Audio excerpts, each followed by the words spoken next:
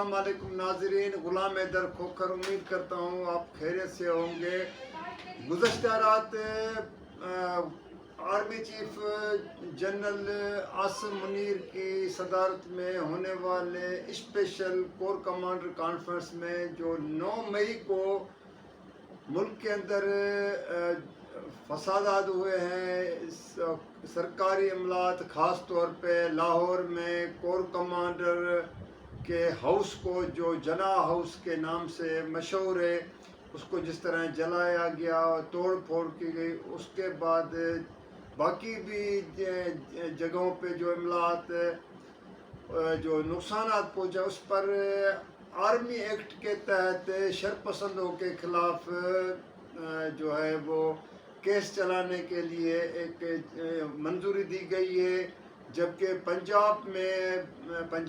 निगरान हुकूमत ने एक GIT भी बना दी है, और जिसके बुनियाद पर उन अनासर की, उन लोगों की एक जो है वो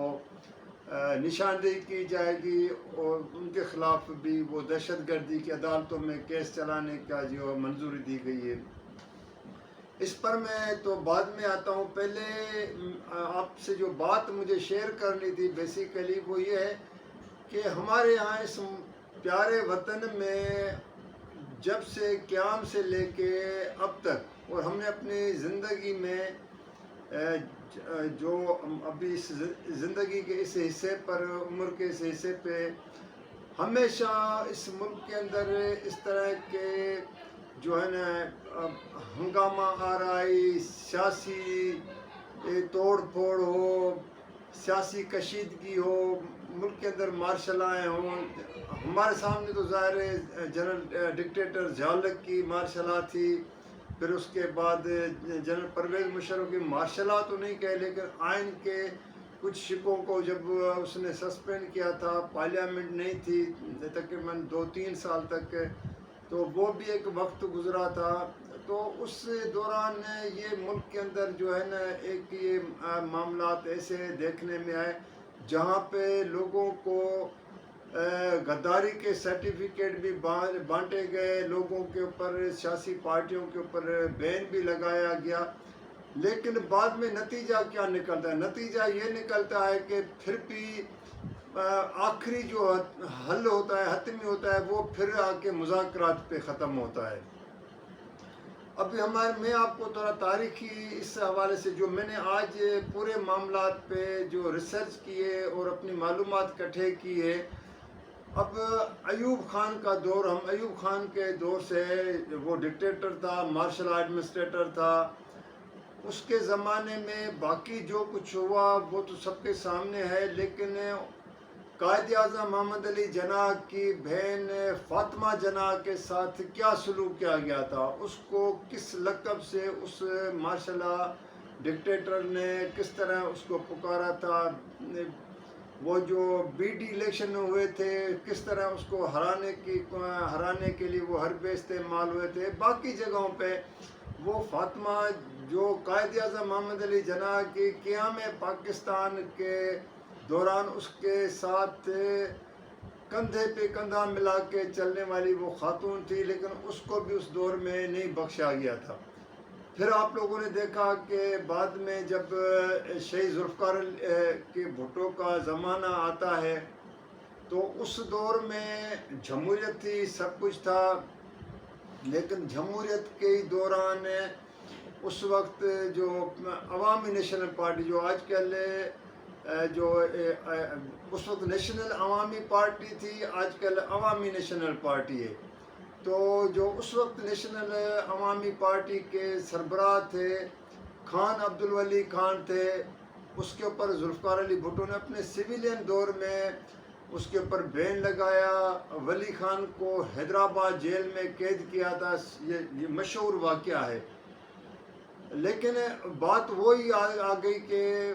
फिर क्या हुआ, फिर आखिर में आके मुज़ाकरात हुए। ज़ुल्फ़िकार अली भुट्टो के दौर में जो है सरदार अत्ता मेंगल की हुकूमत को ख़त्म किया गया। ये सिविलियन दौर था, क्योंकि हमारे यहाँ पे सिविलियन हो या मैंने कहा डिक्टेटर हो, इस सोच हमेशा उनकी, जब इक़्तिदार, क्योंकि यहाँ तो इक़्तिदार इनको इतना वो अजीज़ हो जाता है کہ لوگ بھول جاتے ہیں۔ تو کہنے کی بات ہے کہ اس دور میں یہ واقعات اور بھی ہوئے، لیکن مولانا بھٹو صاحب کے اوپر بعد میں ضیاء الحق نے جب مارشل لا لگایا، اور ڈکٹیٹر ضیاء الحق کا مارشل لا وہ بھی ایک خوفناک خطرناک مارشل لا تھا۔ اس میں شہید ذوالفقار علی بھٹو کو قتل کے مقدمے میں، جھوٹے قتل، جس میں عدلیہ کے ججز نے بعد میں اعتراف کیا کہ اس کو غلط پھانسی آئی تھی، لیکن فیصلہ آ گیا، ڈکٹیٹر کا حکم تھا اور ججز نے مان لیا۔ پھر اسی مارشل لا میں سیاسی کارکنوں کو، رہنماؤں کو، مزدوروں کو، شاگردوں، اسٹوڈنٹس کو، ہاری کو، ان کو جیلوں میں قید کیا گیا، ان کو کوڑے مارے گئے، کئی لوگ پھانسیوں پہ چڑھ گئے۔ یہ ڈکٹیٹر کا زمانہ تھا۔ تو کہنے کی بات ہے کہ یہ چیزیں وہ تھمنے والی نہیں تھی۔ جو ایک ہوتا ہے نا کہ کوئی چیز کوئی کہیں پہ آ کے رکے، لیکن کیونکہ اب ظاہر ڈکٹیٹر کے زمانے کا تو اس کو تو کوئی کچھ بھی وہ بندہ نہیں کہہ سکتا ہے کہ ڈکٹیٹر۔ اچھا، پھر بعد میں ہمارے یہاں ملک کے اندر جب اس کی مارشل لا ختم ہوتی ہے، جو بھی لوگوں کو اذیتیں آئی، لوگوں نے، سیاسی رہنماؤں نے، کارکنوں نے جو بھگتا، وہ سب کے سامنے ہے۔ سویلین دور ہوتا ہے تو اس طرح پیپلز پارٹی، نواز لیگ کا کس طرح آپس میں جو ہے نا ایک اتنا اختلاف ہوتا تھا کہ ایک دوسرے کو کی شکل دیکھنے کو تیار نہیں تھے۔ ایک وقت تھا، دو مرتبہ اس وقت، بلکہ نواز لیگ کو بعد میں 3 مرتبہ ہے، لیکن 2 مرتبہ جب محترمہ بے نظیر بھٹو زندہ تھی حکومت میں، 2 مرتبہ پرائم منسٹر محترمہ بے نظیر بھٹو بنتی ہے، 2 مرتبہ نواز شریف بنتے ہیں، لیکن یہاں تک کہ سلام دعا تک نہیں کرتے، اتنے اختلافات ہوتے تھے بھائی، یہاں تک کہ لوگ ایک دوسرے کو جو ہے نا وہ قبول کرنے کو تیار نہیں تھی۔ سازشیں الگ ہوتی تھی، حکومتیں گرانے کس طرح گرائی جاتی تھی، کبھی کسی کے 18 ماہ میں، کبھی کسی کی 3 سال میں حکومتیں ختم کی گئی تھی۔ اور اس وقت بھی کیونکہ ایوان صدر اور اسٹیبلشمنٹ سازشوں کا گڑھ ہوتا تھا، چاہے غلام نثار خان ہو، بعد میں فاروق لغاری ہو، اور اسٹیبلشمنٹ میں جو لوگ بیٹھے تھے وہ بھی سب کے سامنے ہے کہ وہ کس طرح وہ جو ہوتے تھے۔ پھر سپریم کورٹ پہ حملہ بھی ہوا، پہلی مرتبہ تاریخ میں پہلی مرتبہ یہ حملہ بھی ہوتا ہے۔ بعد میں پھر دیکھا کہ جو ہے مشرف کا دور شروع ہوتا ہے، لیکن مشرف کے دور سے پہلے نواز شریف، کیونکہ وہ سی ویڈیو میں نے پہلے بھی آپ سے شیئر کی ہے کہ نواز شریف نے محترمہ بے نظیر بھٹو کو غدار قرار دیا تھا، بلکہ انگریزوں کا اس کو، محترمہ بے نظیر بھٹو کو اور اس وقت فاروق لغاری کو انگریزوں کے کا اب کیا میں آپ کو بتاؤں، جو الفاظ استعمال کیے گئے تھے بہت گرے ہوئے الفاظ تھے، نواز شریف استعمال کرتا تھا۔ لیکن خیر، پھر بعد میں اب ہم آگے جا کے دیکھتے ہیں کہ مشرف کا دور شروع ہوتا ہے۔ پہلے تو مشرف کے دور میں جو گرفتاریاں ہوئی تھی، جو اس وقت بھی یہ احتساب بیرو کا تھا، پھر نیب آرڈیننس آیا تو کس طرح گرفتاریاں، سیاسی رہنماؤں کو گرفتار کیا، سب کچھ کیا۔ نواز شریف خود گرفتار ہوتا ہے 12 مئی کے جو واقعہ، 12 اکتوبر کا جب کو ہوتا ہے اور اس کو نواز شریف کو اقتدار سے نکالا جاتا ہے۔ نواز شریف بعد میں 1 سال کے اندر جیل سے جو ہے معاہدہ کر کے خود تو چلا گیا، لیکن باقی رہنما تو ادھر تھے اس کے، خود تو فیملی لے کے سعودی عرب چلا گیا تھا۔ 10 سال کا معاہدہ ہوا تھا، جو بعد میں نہیں مانتا تھا، بلکہ آج بھی مریم نواز جلسوں میں جنرل پرویز مشرف کو برا بھلا کہتی ہے، سب کچھ کہتی ہے۔ لیکن جو میں اصل بات پہ آتا ہوں کہ پرویز مشرف کے دور میں ظفر اللہ جمالی وزیر اعظم تھے، لیکن کیونکہ کمان جو تھی نا اس کے پاس تھی، اقتدار کی کمان، فیصلے کرنا، ہر چیز کرنا، وہ اس کے پاس تھا۔ ایک وہ کہتے ہیں اقتدار کا اصل وہ جو وہ ایک ہوتا ہے کنٹرول، جو جس کو کہا جاتا ہے، وہ اس کے پاس تھا۔ تو مخدوم جاوید ہاشمی جو نواز لیگ میں اس وقت تھے، ایم این اے تھے، تو ان کے پاس کوئی خط آیا تھا جس میں شیری رحمان پیپلز پارٹی کی جو آج وفاقی وزیر ہے وہ بھی ساتھ ہی، باقی لوگ بھی یہ اپوزیشن میں تھے اس وقت. تو ان لوگوں کو ایک خط آیا تھا، تو مخدوم جاوید ہاشمی نے وہ خط پڑھا جو ظاہر اسٹیبلشمنٹ کے ہمارے عسکری اداروں کے خلاف تھا. اس کو گرفتار کیا گیا، اس کے اوپر غداری کا کیس چلایا گیا، 5 سال اس کو سزا آئی، وہ جیل چلا گیا. جیل میں اس کے اوپر فالج کا حملہ ہوا، بلکہ وہ جیل سے جب نکلا وہ بعد میں سزا اس کی سپریم کورٹ سے وہ ختم ہوئی، کالعدم ہوئی. لیکن نتیجہ کیا نکلا کہ جب وہ جیل سے باہر آتا ہے تو وہ جاوید ہاشمی نہیں تھا، ورنہ اس کو اتنا کوئی اذیتیں دی گئی تھی یا جو کچھ ہوا تھا. ایک سویلین کے دور میں ظفر اللہ جمالی وزیر اعظم تھا، وہ کچھ نہیں کر سکا تھا. اس طرح اب جب نواز شریف کا تیسرا دور شروع ہوتا ہے تو آپ لوگوں کے سامنے دیکھو جس طرح، حالانکہ الطاف حسین نے جو آج کل MQM لندن کا سربراہ ہے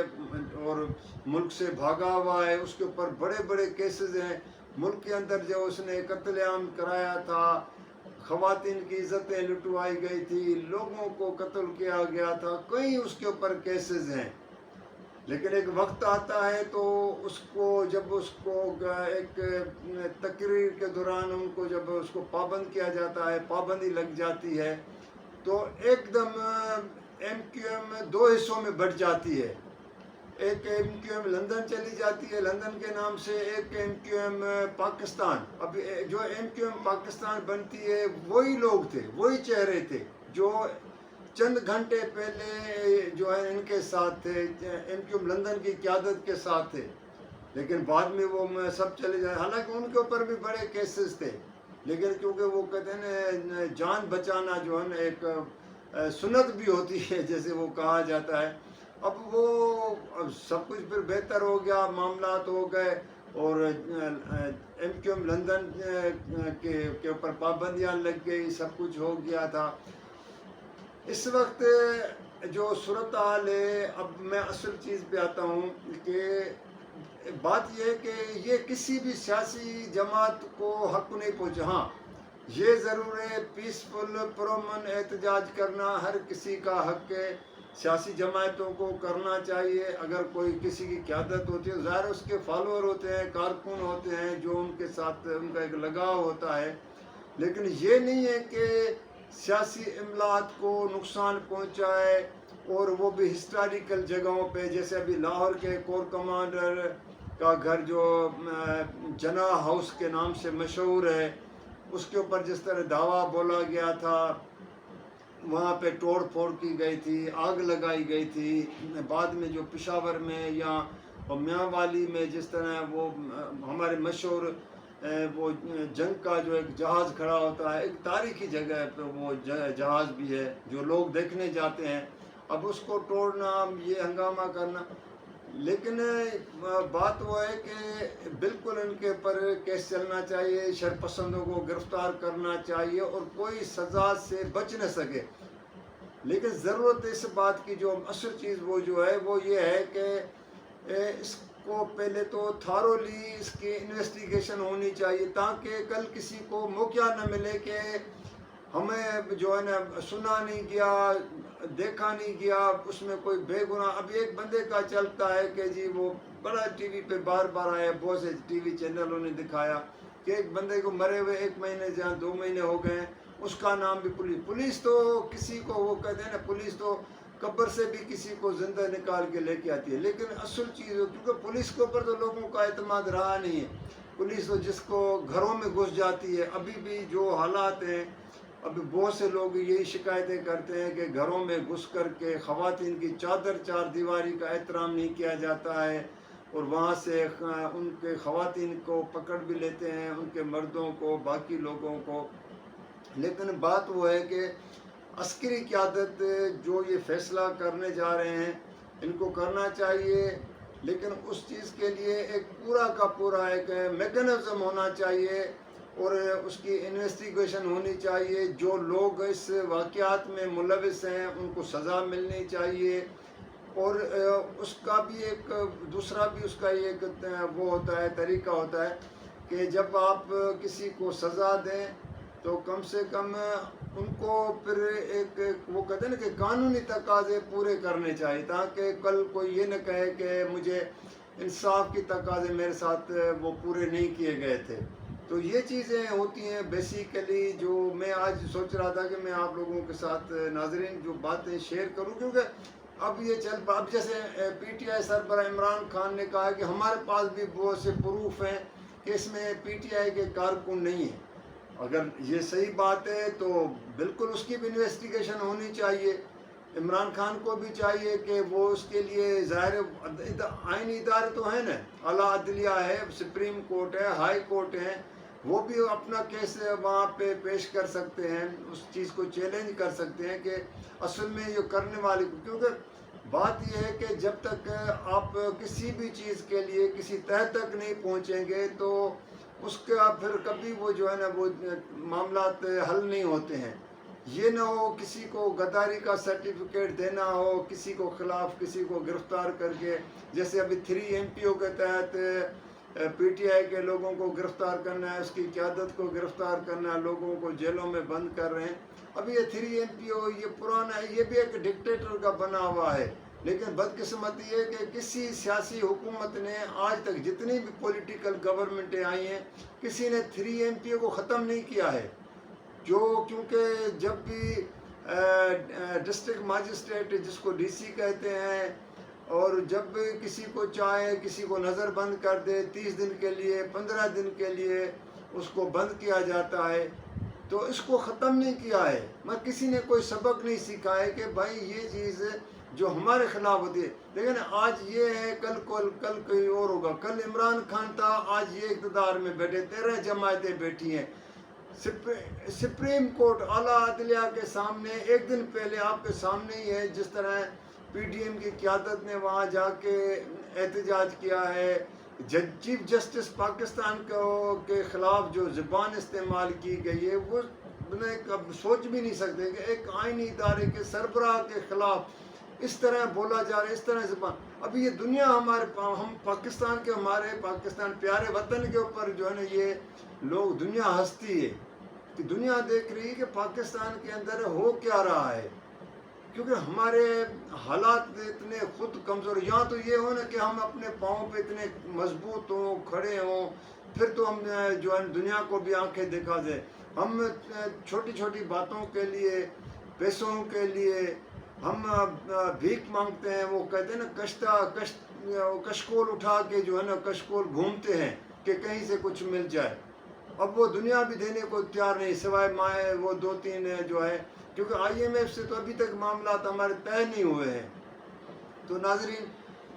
آج کی میں یہی چیز کہنے کا مقصد تھا کہ جو کچھ کیا جائے آئین اور قانون کے تحت، اس کے دائرے میں رہتے ہوئے، تاکہ، اور